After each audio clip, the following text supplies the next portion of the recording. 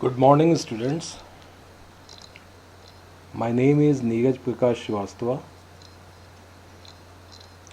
Assistant Professor in Jaipur Engineering College and Research Center with Department of Computer Science and Engineering. Students, today we are going to discuss data flow diagram, that is most commonly known as DFD. We have done software engineering fundamentals before discussing DFD, and DFD we have found is a most suitable medium to represent the software engineering development stages and different entities. So,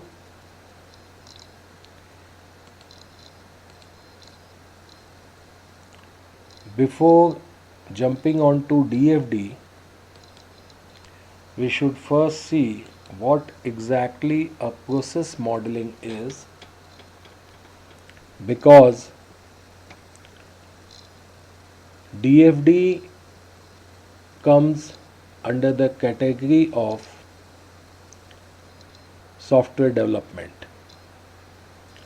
So, process modeling, as we can see, is a technique for graphically representing the processes that is used to capture, manipulate, store, and distribute data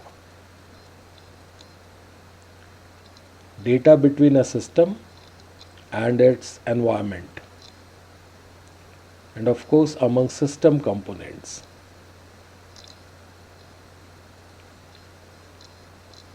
Building a DFD, that is data flow diagram, using information gathered during requirements gathering and determination. That's what happens in process modeling. And both processes and data structures are modeled in DFDs. Not only processes, but the related data structures also can be modeled. Now, what exactly are the deliverables and outcomes of process modeling? If we want to know about this, we can say that context data flow diagram, which shows the scope of a system, such that a top level view, which we can say top view.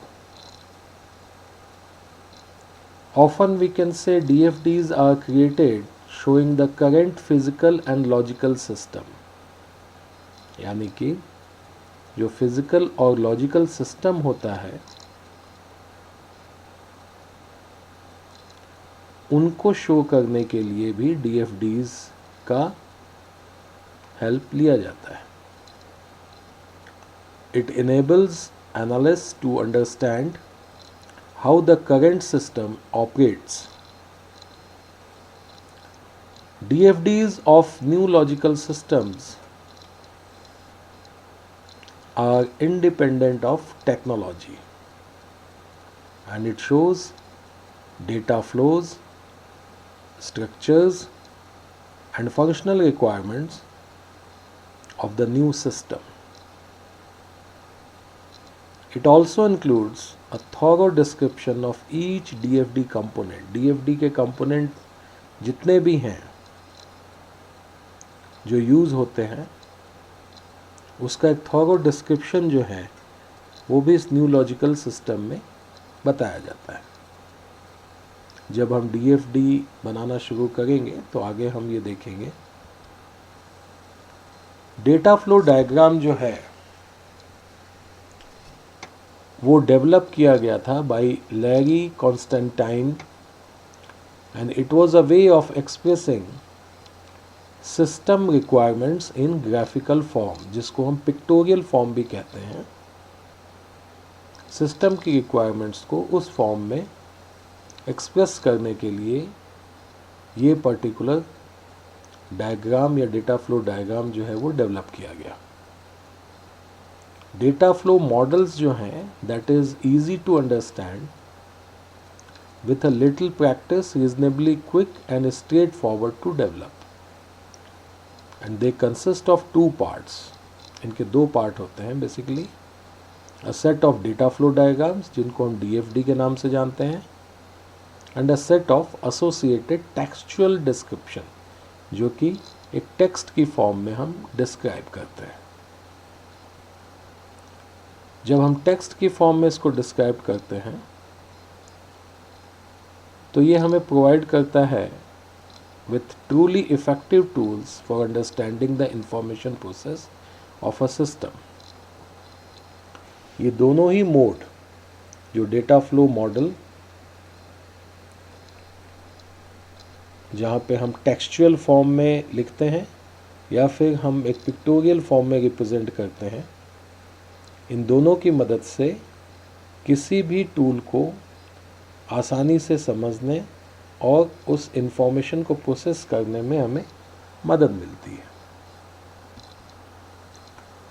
तो देखते हैं कि data flow diagram में होता क्या है। As we can see here, this is a picture of the movement of data. यहाँ पे डेटा का मूवमेंट हमें पता चलता है किसके बीच, between external entities and the process, बाहर की जो एंटिटीज़ हैं उनके और प्रोसेस के बीच में, and data stores with in a system, और जो डेटा स्टोर होता है एक सिस्टम के अंदर उनके बीच में। अब ये देखते हैं कि DFD जो है, जो डेटा फ्लो डायग्राम, वो किस तरह एक सिस्टम फ्लो चार्ट से अलग होता है। बेसिकली हम देखेंगे कि DFD जो होते हैं that depicts logical data flow that is independent of technology, जबकि फ्लो चार्ट में ये नहीं होता है। और यहाँ पे DFD में जो फोकस होता है that is on data flows, not process flows. Process के फ्लो के ऊपर ही सिर्फ हमारा ध्यान केंद्रित नहीं होता है, बल्कि जो फोकस होता है that is on data flows also. अब जो सिंबल्स होते हैं अलग अलग जिनके द्वारा हम डेटा फ्लो डायग्राम्स को रिप्रेजेंट करते हैं, वो टोटल कुल मिला के सिर्फ 4 तरीके के हैं।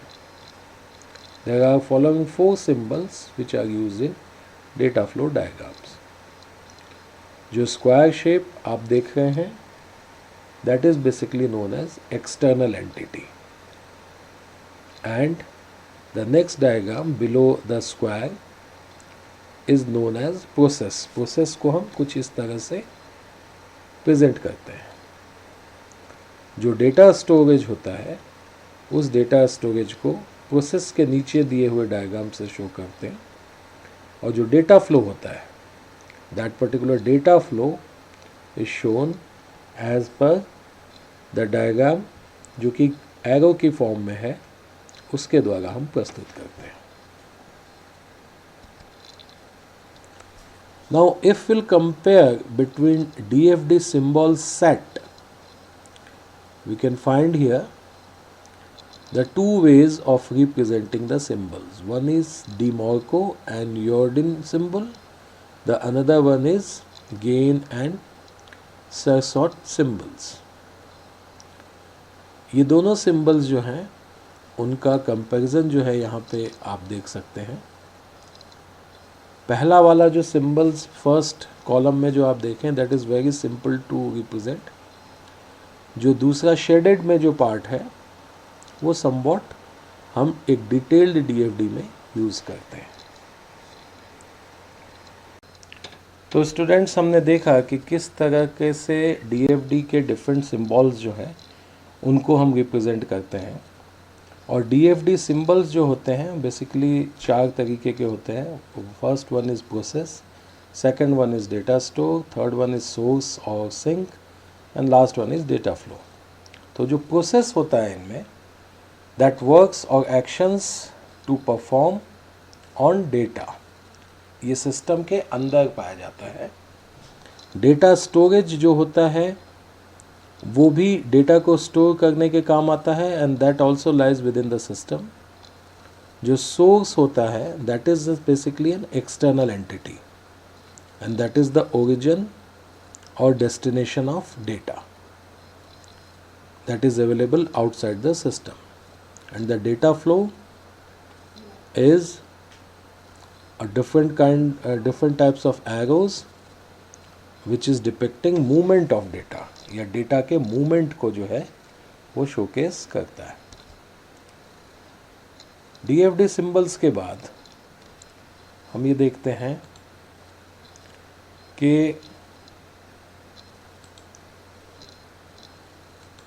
इन सिंबल्स का यूज़ कैसे किया जाता है। तो जो ऑब्जेक्टिव है डेटा फ्लो डायग्राम का वो बेसिकली ये होता है कि we have to define what is mean by structured analysis. Structured analysis का जो मतलब है उसको हमें डिफाइन करना होता है डेटा फ्लो डायग्राम के through, and we have to define the symbols used in a data flow diagram. Plus we have also to draw a context diagram जो कि लेवल 0 DFD होता है for a given scenario, and to refine a DFD to a more detailed or lower level value.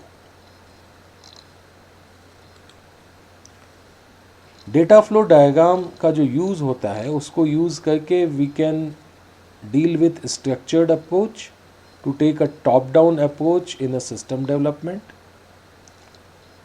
and the system is defined first at a general level and then successive refinement occurs until the bottom levels are defined. There is a primitive level which points where specification can be translated into lines of code, and so system is decomposed into small modules that perform simple tasks. Now, as we have already stated that we can demonstrate structured development through DFD, so it is vital for us to know what exactly we have done in structured development. Well, structured development, as we have studied earlier, is a definition from top to bottom in increasing level of details, and major flows and processes are identified. They are also exploded into sub processes. जो process को हम सब processes में divide करते हैं उनको भी ये शोकेस करता है, और जो सब प्रोसेस होते हैं वो ज़्यादा और डिटेल में एक्सप्लोड होते हैं जो कि हम DFD के थ्रू शोकेस करते हैं। And this process can continue to the primitive level, जहाँ पे प्रोग्रामिंग जो है that becomes directly from the exploded diagrams. Now, structure terms are data elements, data stores, data flows, and show movement of data about a physical thing. जैसे कि lowest level of information on which a process can act, for example database attributes, record files, for example unit price, etc. Then data stores, which places where data is stored, data flows, and movement of data about physical thing. Logical DFDs जो होते हैं, that logical DFDs show sources and sinks of data. They identify names and logical functions. ये identify करते हैं अपने नाम को और ग्रुप ऑफ डेटा को that connect one process to another, जो कि एक प्रोसेस से दूसरे को जोड़ता है। They also identifies the data stores and each function are broken down into more detailed DFDs. Descriptions of processes, flows, stores, elements recorded in data dictionary. And logical DFDs are those kind of DFDs where all of the above documentation comprises of a logical functional specification for an existing or new system. A more detailed statement of what the system does is to do, and that is free from physical consideration of how it will be implemented. DFD के कुछ rules होते हैं, डायग्रामिंग के rules, उनको हम यहाँ देख लेते हैं. जैसा कि आप देख सकते हैं, none of the process can have only output और ओनली इनपुट्स. प्रोसेसेस जो हैं उनमें आउटपुट और इनपुट दोनों का ही डेटा फ्लो होना जरूरी है. डेटा स्टोरेज की अगर हम बात करें तो जितने भी फ्लोज होते हैं to and from a data store, जैसे कि आप यहाँ देख सकते हैं, to and from a data store must move through a process. इसको प्रोसेस के अंदर से निकलना चाहिए. ये डायरेक्ट गलत है, ये भी गलत है और ये भी गलत है. ये हमेशा प्रोसेस के अंदर से होके जाना चाहिए. अगर हम सोर्स या सिंक की बात करें तो we can say that no data moves directly between external entities without going through a process. And we can also say that interaction between external entities without intervening processes are outside the system and therefore not represented in the DFD. DFD diagramming rules. Data flow. Data का जो flow होता है from a process to a data store means update. Update means insertion, deletion और change of the state और data. And data flow from a data store to a data process means retrieval और use किसका? Data का. Data flow levels should be noun phrases. यहां देखिए data का flow कैसे होगा. बाई डायरेक्शनल फ्लो जो होता है between process and data store is represented by two separate arrows.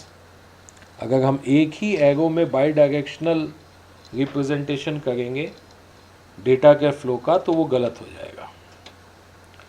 And fork data flow must refer to exact same data item. एक ही डेटा आइटम को रेफर करना चाहिए अगर हम फोर्क डेटा फ्लो शो कर रहे हैं. यहाँ पे आप देखें, and that is not different data items from a common location और मल्टीपल डेस्टिनेशन.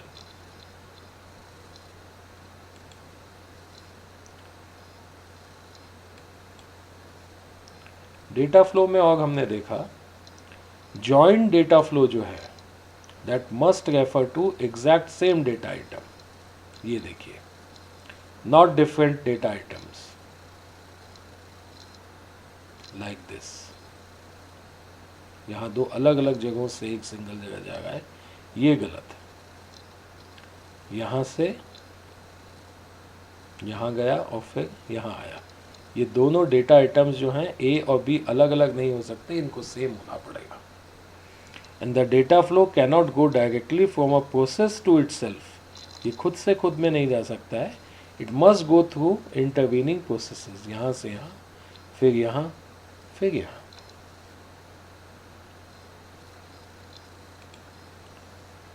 Functional decomposition.